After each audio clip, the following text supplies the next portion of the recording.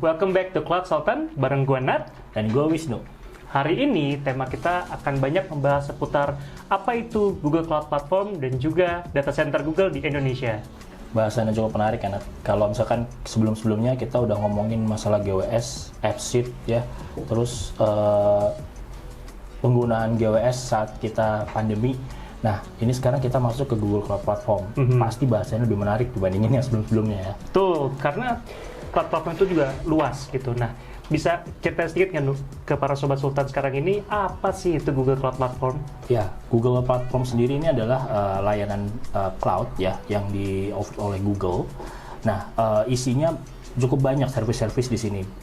Kalau Sobat Sultan nanti bisa masuk ke Google Cloud Platform, lalu di situ ada service untuk compute engine di mana Sobat Sultan nanti bisa membuat virtual engine mesin di situ ya, virtual server di situ.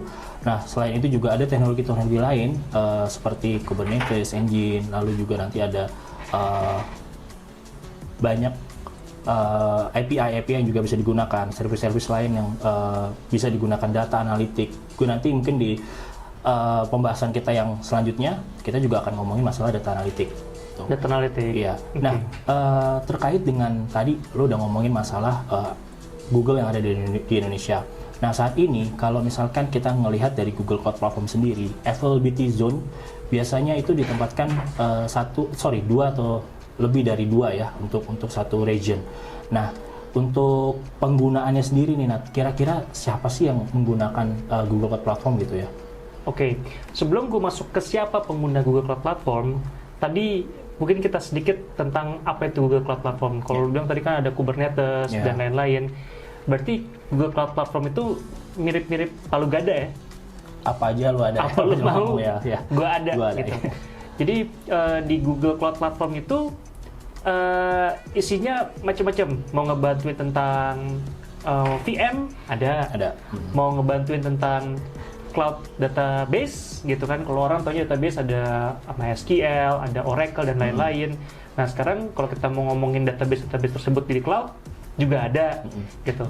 Mau kita ngomongin machine learning, data analitik, kita mau apa lagi nih, mau bikin aplikasi tapi nggak mau ngomongin masalah VM tapi langsung jadi platform, istilahnya PaaS atau IaaS juga ada. Juga di situ. Nah, kalau kita lihat adanya apa aja di Google Cloud Platform, kalau kita tanya siapa sih yang cocok pakai Google Cloud Platform, saat ini kita bisa bilang semuanya cocok gitu, semua jenis perusahaan cocok. Cuman permasalahannya adalah tinggal skalabilitasnya gitu. Mungkin nggak sih retail kecil yang small business itu mau pakai Google Cloud Platform? Mungkin. Soalnya gini, ketika kita bikin sebuah usaha baru nih, anggaplah gue mau mulai usaha, usahanya itu terkait dengan jualan nasi goreng. Ya. Kebetulan nasi goreng gue ini kan sekarang lagi banyak startup bukan yang warung-warung tenda ya, tapi udah mulai ada ruko yang gue mulai buka cabang di mana-mana gitu. Mungkin kayak ayam geprek itu yang artis gitu kan. Nah, secara konvensional gue hanya mau mikir jualan. Ya kan. Begitu kalau mulai bertahap lagi naiknya, gue akan lihat cabang mana yang lebih banyak jualan. Ya kan, cabang ini lebih ramai dibandingkan cabang yang lain. Cabang yang ini nggak taunya ayam paha itu lebih laku dibandingkan dada. Gitu. Jadi udah mulai naik nih orientasinya, udah mulai pengolahan data, ya kan. Nah, itu semua akan repot kalau misalnya gue harus tunggu dulu admin gue ngumpulin hari ini jualannya apa aja, terus baru dikirim ke gue besok, baru kita kelola datanya, jadinya nggak cepet lah gitu loh gue mau nangkepnya. Sedangkan kalau misalnya gue bikin gue bisa tahu kemarin itu di warung gue yang satu ini, wah paha habis duluan nih, gitu, jam 4 sore udah habis, gitu. Gue bisa forecast untuk hari ini, untuk besok gue pesan lebih banyak pahanya di area itu ya, area di toko itu. Ya. Jadi kalau untuk level kayak gitu aja, itu bisa dimanfaatin. Kenapa? Karena datanya semua ada di cloud, gitu. Transaksinya semua ada di cloud. Gue bisa langsung tahu hari ini penjualan dari warung sekian, revenue gue berapa, gitu. Cost gue untuk beli materi dagangan, ayam mentahnya, sayurnya, minyak goreng dan lain-lain, gue langsung tahu berapa cost-nya yang keluar gitu loh. Jadi gue bisa melakukan forecast. Itu hanya untuk level orang jual ayam gitu kan. Gimana kalau misalnya kita tarik perusahaan besar, contohnya misalnya mungkin kayak Uniqlo, Matahari, Sogo, kan mereka pasti punya ada barang-barang yang paling laris apa. Nah, mereka juga bisa tahu kalau misalnya lagi lebaran gitu, yang rame mungkin jualan sarung. Iya, dia akan meningkatkan sarung ya di lokasi tersebut ya. Ya, dia akan meningkatkan sarung kalau retail mungkin mereka bisa ngomong sama si penyedia brandnya kayak gitu kan. Nah, jadi di semua kalangan itu kita ngomongin retail bisa gitu. Kalau kita ngomongin manufacture juga bisa. Kenapa? Karena semua sifatnya intinya gini, ketika gue mau mulai usaha, gue nggak perlu mikir, wah nanti kalau gue punya sistem install di mana ya? Kalau gue install di laptop gue rusak, bye-bye data gue. Berarti kalau misalkan dilihat dari sini, semua industri kita bisa masukin ya? Bisa, Google ya? bisa gitu.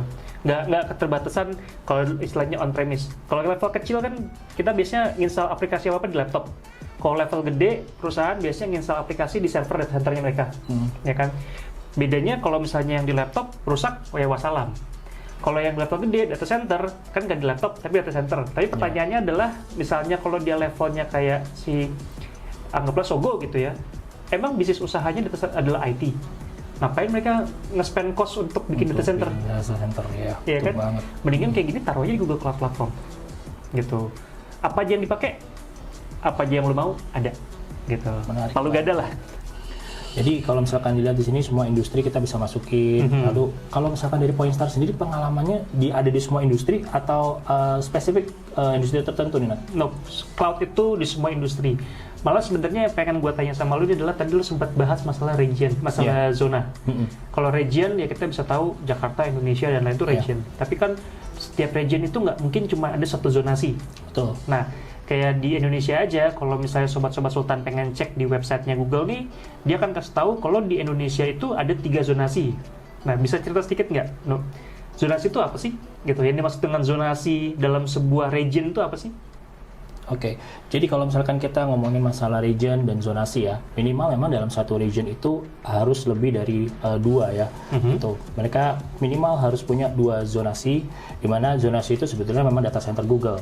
Nah, biasanya zonasi ini terletak di tidak terlalu jauh ya dalam satu, misalkan di Jakarta. Nah, ini jarak antara zona 1 dan zona A dan zona B ini juga jaraknya nggak terlalu jauh gitu. Nah, zona A dan zona B ini nantinya juga bisa saling terintegrasi gitu. Jadi kalau misalkan kita menggunakan kita buat server ya di zona A. Nah, apakah kita bisa nih replicate ke zona B? Nah, antara zona A dan zona B ini backupnya bisa di zona B. Nah, menariknya juga kita ini biasanya digunakan juga untuk DRC. Salah satu DRC, itu, ya, data recovery. Ya, digunakan juga untuk DRC.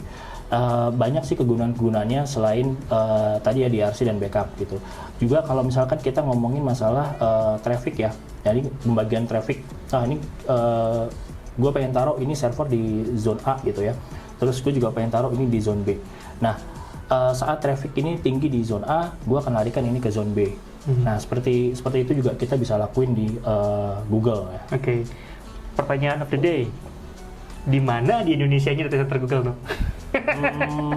Actually sampai hari ini juga gue juga belum tahu ya posisinya di mana gitu ya. Jadi memang dari Google pun juga nggak disclose ya gitu.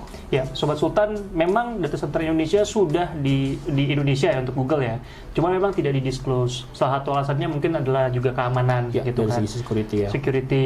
Soalnya ya Google kan nge-service-nya berbagai macam user, berbagai jumlah user. Nah, mereka sebisa mungkin tidak terlalu open. Kalau mereka open, gue punya data center di Cyber Tower gitu kan. Wah, ntar kalau orang iseng-iseng, nih gue matiin listrik ke Cyber Tower, kelar nih Google nih gitu kan. Kalau yang ada yang pengen niat jahat. Makanya ada di Indonesia, cuman lokasi persisnya di mana itu tidak dipublikasikan gitu. Nah, berarti tadi kalau zonasi itu cocoknya untuk kita melakukan data recovery. Iya. Gitu ya. Salah satunya itu Salah satunya availability gitu ya. Availability. Nah, selain di Indonesia kan data center Google kan juga ada banyak nih, kalau nggak salah ada 16 data center ya seluruh dunia. Iya, di seluruh dunia ada 16 data center. Ya. Bedanya apa sih kalau misalnya gue hosting di Indonesia sama gue hosting di Singapura, selain cuma masalah regionnya? Cara tekniknya, technicalnya ada impact nggak? dari sisi user nih, gue melihat ada bedanya nggak?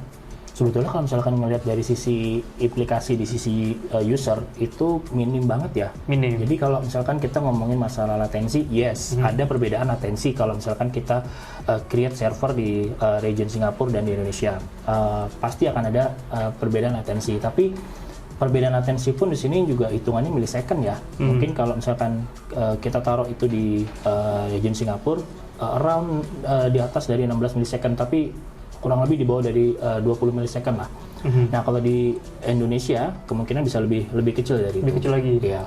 Nah, sama ini, Tapi ini juga tergantung dari bandwidth internet internet. Ya, internet connectivity-nya Sobat Sultan juga ya Oke, gitu. Jadi kalau misalkan memang stabil ya around segitulah ya untuk latensinya. bisa share nggak ke Sobat Sultan semua, bisa nggak sih kita nge-backupnya itu tidak di zonasi tapi di region? Jadi misalnya gue punya di Indonesia, tapi gue bikin backupan juga atau bikin high availability di London misalnya. Bisa banget kayak gitu. Jadi nanti waktu kita melakukan pemilihan ya di compute engine-nya Google, kita akan bisa pilih di situ di mana data backup kita nantinya akan ditaruh ya, di zone mana, di region mana, bukan hanya di zone ya. Bukannya zone tapi Ya, regionnya tapi juga. di region mana gitu. Implikasinya ya balik lagi mungkin ini ke sisi cost juga ya. Kalau misalkan jaraknya terlalu jauh, misalkan ini tadi lu bilang kan di UK ya. Nah, ini pasti akan ada traffic data yang ke sana. Nah, ini trafficnya mungkin akan lebih tinggi lah untuk cost-nya. Tapi kita juga bisa pindahin yang nggak usah terlalu jauh, mungkin di daerah Jepang atau mungkin masih APAC ya. Nah, itu cost-nya mungkin akan lebih turun lagi ya. Tuh. Ya. Jadi buat Sobat Sultan, sharing sedikit aja. Kapan sih kita bisa pakai high availability di region lain? Itu di saat kalau misalnya bisnisnya Sobat Sultan juga udah mulai merambah internasional. Contohnya mungkin kita ngomongin TV lokal apa sih? Mola TV contohnya. Mola itu udah hitungannya udah global. sih. Yang Indonesia doang Video mungkin. video. Nah, misalnya video udah mulai banyak viewer nih di let's say di UK udah mulai banyak viewer. Kontennya udah populer lah ya. Kontennya di sana, sudah ya. populer Jadi, gitu. nggak cuma Korea aja kontennya. Iya, nggak taunya orang Indonesia bisa dibawa ke sana. Orang Indonesia katanya banyak di London gitu kan, mulai nonton banyak video. Video itu maksudnya VIDIO gitu, video.com ya. Ya. Nah, kalau misalnya servernya masih di Indonesia, berarti ketika si user kita yang di London lagi mau nonton video, berarti dia lagi mengakses server yang di Indonesia. Punya latency yang seperti tadi Wisnu bilang. Nah, itulah gunanya kenapa punya bukan DRC tapi dia punya production lagi di London gitu. Ya, dia availability di London. Latensinya juga lebih minim ya. Ya. Gitu. Lebih dari sisi UI-nya user juga lebih menikmati layanan videonya lebih enak. Experience-nya sama, dia nonton di London ataupun dia nonton lokasi di Indonesia, kecepatannya sama, nggak ada lag-nya juga, latensinya juga sama. Ketika itulah kita cocok untuk mulai bikin data center-nya ada di region-region lain juga gitu. Tapi kalau misalnya masih fokus di Indonesia, mungkin hanya DRC aja di zona-zona lain ya. Tapi kalau udah mulai merambah bisnisnya ke internasional, kita bisa bikin gitu juga di region yang lain ya. lain. Betul banget. Nah, tadi kita udah ngomongin masalah industri nih, Nat. Nah, industri ini pasti punya compliance kan ya. Nah, otomatis di Indonesia juga punya compliance-nya gitu kan. Nah, kalau misalkan kita ngomongin masalah compliance, biasanya kan banyak yang berpendapat ya, kalau taruh di Google kan ini bisa jadi nanti melanggar compliance yang udah ada nih. Nah, gitu. Apakah kalau dari sisi lu nih Nat, ngelihatnya sebagaimana sih compliance Google saat ini sudah masuk ke tiap-tiap industri? Oke. Jadi berhubung gue langsung touch ke market ya, ke customer, banyak customer yang datang ke gue itu mempertanyakan kalau masalah security dikit. Memang sih mereka ada beberapa pertanyaan, seberapa secure sih simpen data di Google. Nah, tapi yang paling sering itu adalah pertanyaannya, apalagi dari lembaga finansial. Ya, finansial ya. Sudah boleh banking, belum sih finansial, banking, ya, itu pasti banyak pertanyaan. Tapi rumah sakit juga, hospitals juga pasti akan ada pertanyaan. Hospital ya. juga, hospital. Jadi apa sih yang berhubungan dengan data nasabah, data manusia, data kayak gitu-gitu. Nah, itu tidak boleh disimpan kalau menurut informasi dari klien ya, peraturan OJK dan peraturan pemerintah itu namanya data sovereignty. Data tersebut tidak boleh keluar dari Indonesia. Gitu. Nah, data itu harus di-store di Indonesia. karena Google sudah data center di Indonesia, itu pun juga sudah comply gitu. Dan tidak hanya masalah itu kan dari Permen, keputusan menteri dan lain-lain gitu, regulation, SNI dan lain-lain, itu Google juga sudah comply. Nah, mungkin akan lebih enak kita punya sesi tersendiri nih ngebahas kita compliance. Ngebahas lebih detail ya mengenai compliance. Karena kalau misalkan kita ngomongin masalah compliance di sini ada OJK, ada SNI, lalu juga ada Indonesia Regulation. Terus nanti ini mungkin OJK lebih spesifik ke industri finansial. Nanti kalau kita ngomongin industrinya rumah sakit gitu, mungkin nanti akan ada lagi ngobrol Iya, panjang. apa sih namanya kalau rumah sakit itu istilahnya medical record. Medical record, Iya, medical record itu gitu. nggak boleh ke share sampai ke luar ya, gitu ya. Iya, jangan kan keluar, beda rumah sakit aja nggak boleh. Oke. Gitu. Itu semua sih terkait dengan Google Cloud Platform yang bisa kita bahas di hari ini. Oke, tadi kita udah ngomongin banyak terkait dengan Google Platform. Mungkin masih kulit-kulitnya ya. Mungkin nanti kita akan lebih bahas lebih detail lagi di sesi-sesi berikutnya. Oke, buat Sobat Sultan yang masih mau tahu lebih lanjut terkait dengan Google Cloud Platform, boleh langsung buka website kita di www.pointstar.co.id. Buat Sobat Sultan yang punya komentar juga terkait dengan Google Cloud Platform, bisa leave aja komentar di YouTube ini. Dan kalau misalnya ada tambahan-tambahan informasi lebih jauh tentang Google Cloud Platform juga bisa. Gitu. Paling itu aja dari kita. It's time to move to the cloud. Goodbye, folks.